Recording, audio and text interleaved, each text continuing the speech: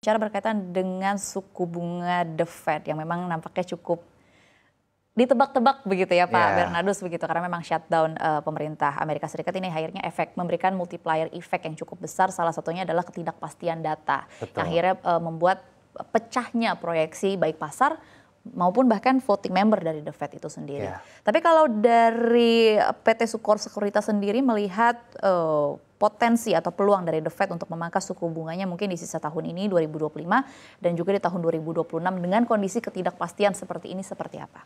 Seperti kita ketahui bahwa di bulan Oktober lalu The Fed telah menurunkan suku bunga ya hingga 25 basis point di angka 3,75 sampai 4%. Dan memang berdasarkan data CPI Index atau inflation rate di Amerika Serikat di bulan Oktober lalu memang sedikit mengalami kenaikan di angka 3,1%. Dari bulan sebelumnya di bulan September di angka 2,9%. Hal ini yang mengakibatkan banyak pakar ekonomi di Amerika Serikat sana yang mengkhawatirkan bahwa tidak adanya penurunan suku bunga The Fed sekali lagi di penghujung tahun. Akan tetapi kami melihat bahwa pemerintah Amerika Serikat ini sangat sekali ingin mengekspansi ekonominya dengan menggelontorkan semacam quantitative easing. Sehingga tentu saja di penghujung tahun kita masih prediksikan Amerika Serikat masih bisa menurunkan suku bunga lagi sebanyak 1 kali ke angka 3,5% sampai 3,75%. Sehingga tentu saja ini menjadi berita baik buat seluruh pemain di pasar saham maupun obligasi. Dengan suku bunga yang turun ini tentu saja pasar saham akan lebih menarik ke depannya. Oke, baik, dan itu tadi berkaitan dengan The Fed, tadi Anda menyebutkan sebenarnya kalau dari PT Sekuritas sendiri melihat bahwa ada potensi The Fed akan sekali lagi menurunkan suku bunga. Kalau dari Bank Indonesia sendiri kan kemarin kan juga sudah dijelaskan panjang lebar begitu dari Pak Peri Warjio, sebenarnya situasi makroekonomi kita juga seperti apa juga sudah dijelaskan, pandangan dari Bank Indonesia juga sudah dijelaskan. Kira-kira kalau dari Bank Indonesia sendiri apakah akan mengekor arah kebijakan suku bunga The Fed kah? Atau sebenarnya masih ada ruang pemangkasan suku bunga yang lebih besar mengingat kondisi rupiah kita pada saat ini kan juga sedang tidak baik-baik saja. Oke, jadi di bulan Oktober kemarin memang kita bisa melihat bahwa Bank Indonesia menetapkan kebijakan yang cukup defensif di mana mempertahankan suku bunga Indonesia pada waktu itu di kisaran area 4,75% dikarenakan masih wait and see bagaimana kaitan mengenai pemotongan suku bunga di Amerika Serikat, tetap atau tidak. Akan tapi setelah kita melihat ternyata Amerika Serikat ini cukup agresif dalam melakukan penurunan suku bunga dan kita prediksikan lagi sekali lagi di penghujung tahun akan diturunkan sekali lagi. Sehingga tentu saja ini memberikan ruang untuk Bank Indonesia untuk menurunkan suku bunga di penghujung tahun 2025 ini. Sehingga saya cukup optimis Bank Indonesia akan menurunkan suku bunga, apalagi ditambah dengan pernyataan Bapak Menteri Keuangan Pak Purbaya yang mana akan bekerja keras untuk meningkatkan pertumbuhan ekonomi Indonesia di angka 5,5% di penghujung tahun 2025 ini. Sehingga tentu saja penurunan suku bunga menjadi salah satu kunci bahwa pertumbuhan ekonomi ini akan tercapai. Karena dengan adanya penurunan suku bunga, kredit akan menjadi mengalir lebih lancar. Kemudian pengusaha-pengusaha akan berani lebih berekspansi pada usahanya, dana yang mengalir ke masyarakat lebih besar. Apalagi ditambah dengan Pak Purbaya yang telah menggelontorkan 200 triliun rupiah kepada bank-bank BUMN dengan tujuan apa? Pemberian kredit ke masyarakat lebih lagi. Oke, upaya-upaya yang sudah dilakukan dan akan dilakukan oleh Menteri Keuangan pemerintah kita secara general begitu lewat kebijakan fiskal, kebijakan moneter dan juga meyakinkan bahwa sebenarnya makroekonomi kita sudah sangat kuat.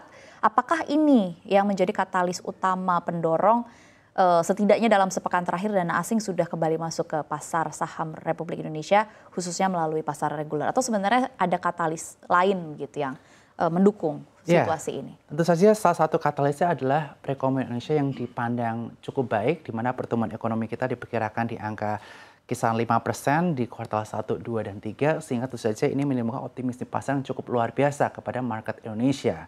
Tapi hal ini juga dipicu oleh sentimen di mana perusahaan-perusahaan yang mana dana asing banyak di perusahaan tersebut melakukan aktivitas korporasi semacam buyback saham seperti BRI, Mandiri, Asa Internasional, UNTR. Ini menimbulkan optimisme yang luar biasa kepada pasar Indonesia, sehingga asing pun ikut mengekor lokal yang melakukan aktivitas buyback saham tersebut. Nah, oleh karena itu optimisme ini patut kita jaga, apalagi menjelang MSCI rebalancing di tanggal 5 November lagi. Mudah-mudahan ini menjadi aktivitas yang bisa kita perhatikan, tanggal yang bisa kita perhatikan, yang tentu saja ini mampu mengaruhi arah pergerakan pasar ke depannya seperti apa. Jika emiten-emiten yang digadang-gadang untuk masuk MSCI di tanggal 5 November nanti ini bisa masuk, tentu saja ini akan menjadi berita baik buat Indonesia, tentu saja. Dan ini akan mengakibatkan market akan lebih semarak lagi. Oke, memang kan ada beberapa emiten yang istilahnya digadang-gadang untuk masuk ke rebalancing MSCI pada tanggal 5 November nanti, tapi kan juga ada yang diproyeksikan akan keluar, begitu. Kira-kira mungkin dari apa yang akan terjadi pada rebalancing MSCI sendiri, kalau dari PT Sukor Sekuritas sendiri melihat kira-kira efeknya nanti ke depannya seperti apa ke pasar ekuitas kita? Nah, seperti kita ketahui di minggu yang lalu ada berita yang cukup mengejutkan ya kaitan mengenai MSCI yang sedang mengkaji bagaimana perhitungan perusahaan-perusahaan yang bisa masuk ke MSCI. Sehingga memang sempat mengakibatkan IHSG drop lebih dari 3% pada minggu yang lalu. Akan tapi nanti kita akan lihat bagaimana eksekusinya di tanggal 5 November ini. Jika masih kebijakan lama yang berlaku, tentu saja ini yang diharapkan pasar. Tentu saja akan mengakibatkan market lebih semarak lagi. Tapi kalau kebijakan tersebut diberlakukan immediately dan akan adanya kejutan di mana emiten-emiten yang memang dicanangkan masuk, diperkirakan masuk tapi tidak masuk, tentu saja ini bisa menjadi berita yang kurang baik untuk pasar kita di lusa hari, tanggal 5 November. Berarti memang deal breaker-nya bukan emiten apa saja yang masuk atau keluar, tapi lebih ke aturan dari MSCI rebalancing-nya ini sendiri. Apakah memang aturan baru atau aturan lama? Kalau aturan lama pasti akan disukai oleh para pelaku pasar. Karena itu akan memberikan kepastian. Sedangkan kalau tiba-tiba berubah, ini akan memberikan ketidakpastian. Inilah yang akan mempengaruhi pasar ekuitas kita. Betul sekali. Dampaknya apakah? Mungkin di bulan November dan juga bulan Desember ini, katakanlah worst case akan berubah begitu sesuai dengan informasi yang beredar.